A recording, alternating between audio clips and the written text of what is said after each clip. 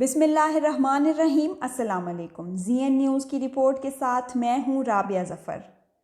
حامد میر کا نام صحافت کی دنیا میں کسی تعارف کا محتاج نہیں۔ آپ ان کی تقریر اور تحریر سے اختلاف کریں یا اتفاق، لیکن ان کے صحافتی قد و کاٹ سے کسی کو انکار نہیں ہے۔ اس رپورٹ میں ہم آپ کو حامد میر صاحب کے بقول وہ انکشافات اور حقائق بتائیں گے کہ جنہیں جاننے اور سننے کے بعد کوئی بھی باشعور اس نتیجے پر پہنچ سکتا ہے کہ پارٹی اب تقریباً ختم ہو چکی ہے۔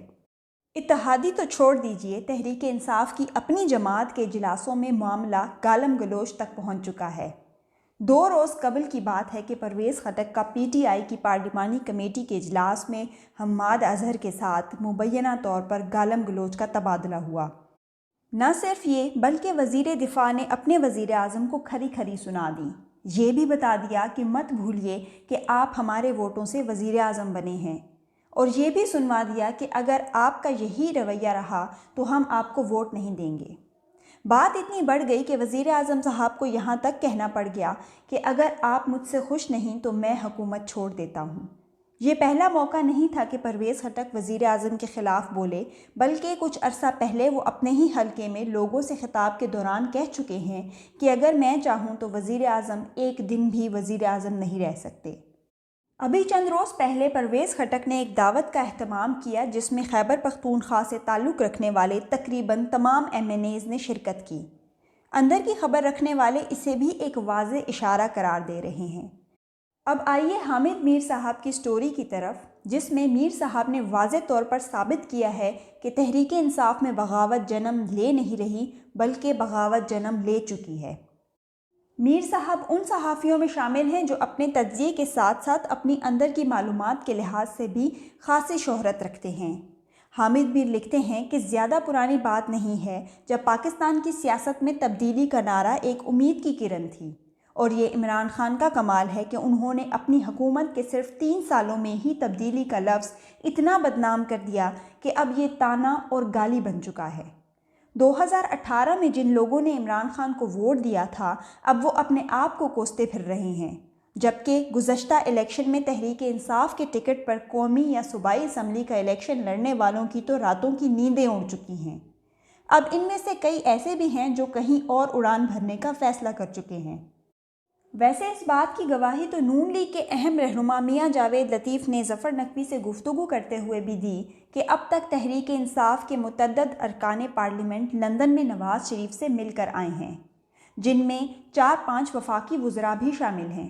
حامد میر صاحب کا دعویٰ ہے کہ وہ تحریک انصاف کے ایسے کئی ارکان قومی اسمبلی کو جانتے ہیں جو آئندہ الیکشن سے پہلے کسی اور پارٹی میں گھسنے کا راستہ تلاش کر رہے ہیں۔ میر صاحب کہتے ہیں کہ ان میں سے 2 تو ایسے بھی تھے جنہوں نے میرے ذریعے شہباز شریف سے ملاقات کی خواہش ظاہر کی، تو میں نے انہیں کہا کہ جناب میں ان کو کافی عرصے سے ایک صحافی کی حیثیت سے جانتا ہوں، مجھے صحافی ہی رہنے دیں، ان کے مشیر کے درجے پر فائز نہ کریں۔ حامد میر نے انتہائی دلچسپ جملہ لکھا کہ اس سے پہلے کہ وہ دونوں رو پڑتے میں نے انہیں تحریک انصاف کے ہی ایک ساتھی ایم این اے کا نام بتا دیا جو تحریک انصاف کے اراکین اسمبلی کے مسلم لیگ نون والوں سے خفیہ رابطے کروا رہے ہیں۔ میر صاحب لکھتے ہیں کہ مسلم لیگ نون کے ٹکٹ کا حصول ان دوستوں کی مجبوری ہے جنہوں نے اگلا الیکشن پنجاب سے لڑنا ہے۔ دوسری طرف سندھ یا خیبر پختونخوا سے الیکشن لڑنے کے خواہش مند Peoples Party, J U I F اور اے این پی کے دروازے کھٹکھٹا رہے ہیں۔ میر صاحب کے مطابق کچھ اراکین تو بالکل کھل کر سامنے آ چکے ہیں، جن میں سے ایک تو نور عالم خان صاحب بھی ہیں، جو گزشتہ الیکشن میں پشاور سے تحریک انصاف کے ٹکٹ پر کامیاب ہوئے تھے، لیکن آج کل وہ اپوزیشن کی آنکھوں کا نور بنے ہوئے ہیں۔ کچھ دن پہلے نور عالم خان اور بلاول بھٹو زرداری کے درمیان بہت دلچسپ گفتگو ہوئی، اور یہ گفتگو نون لیگ کے شیخ روہیل اصغر کی طرف سے دیے گئے ایک عشائیے میں ہوئی۔ پارلیمنٹ لاجز کے اس عشائیے میں حامد میر صاحب بھی موجود تھے، جس میں حکومتی اور اپوزیشن کے کئی اہم ارکان پارلیمنٹ بھی موجود تھے۔